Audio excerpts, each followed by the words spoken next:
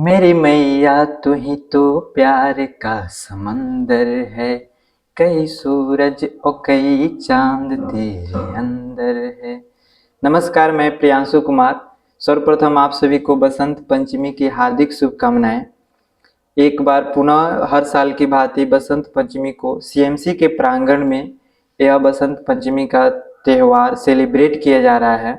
यदि आप टीचर हैं, अभिभावक हैं या शिक्षा से रिलेटेड किसी भी कार्य में संलग्न हैं तो आपके पास समय हो तो कल सुबह 7 बजे अवश्य आएं।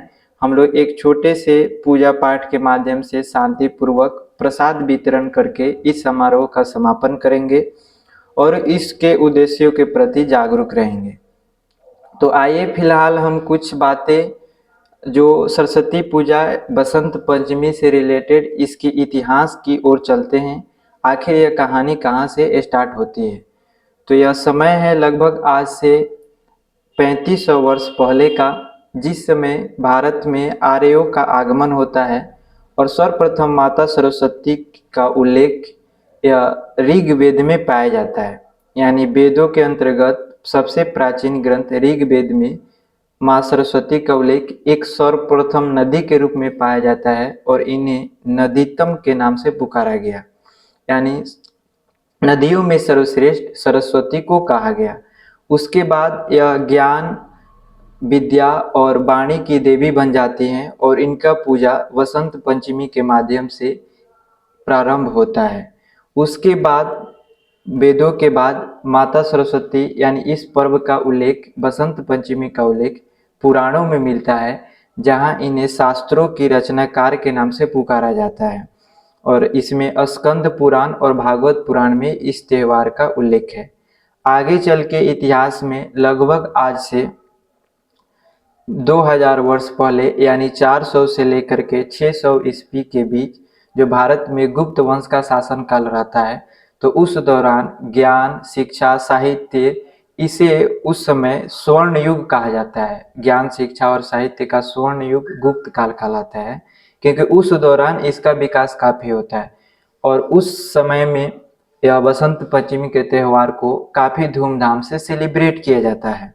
आगे चल के कहानी अभी उस समय के दौरान समकालीन नालंदा विश्वविद्यालय, तक्षशिला विश्वविद्यालय, विक्रमशिला विश्वविद्यालय, इन विश्वविद्यालयों में भी बसंत पंचमी की पूजा को काफी हर्षोल्लास से सेलिब्रेट किया जाता है। इसका उल्लेख भी हमें मिलता है।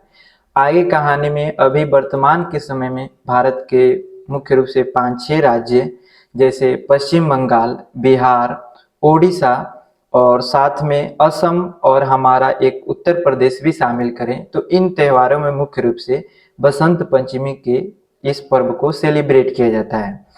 कहानी आज के परिदृश्य में कहें तो इस पर्व का उद्देश्य है कि समाज में एक दिन ज्ञान, विज्ञान, शिक्षा, वाणी और साहित्य को लेके भी एक सोफिस्टिकेटेड दिन बनाया जाए और इसी उद्देश्य के साथ हम लोग बसंत पंचमी वर्तमान के समय या प्राचीन समय से सेलिब्रेट करते आ रहे हैं।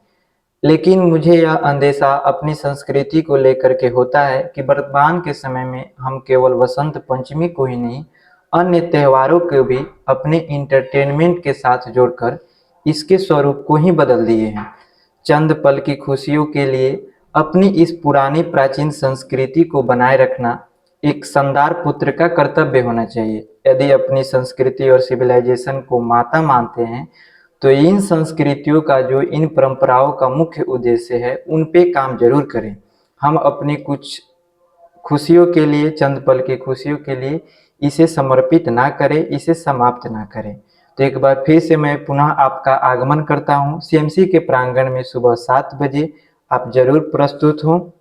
हम लोग एक इसी पुरानी संस्कृति को बनाए रखने के लिए प्राचीन उद्देश्यों के साथ शानदार पूजा करेंगे। उसके बाद प्रसाद वितरण करके इस समारोह का समापन करेंगे।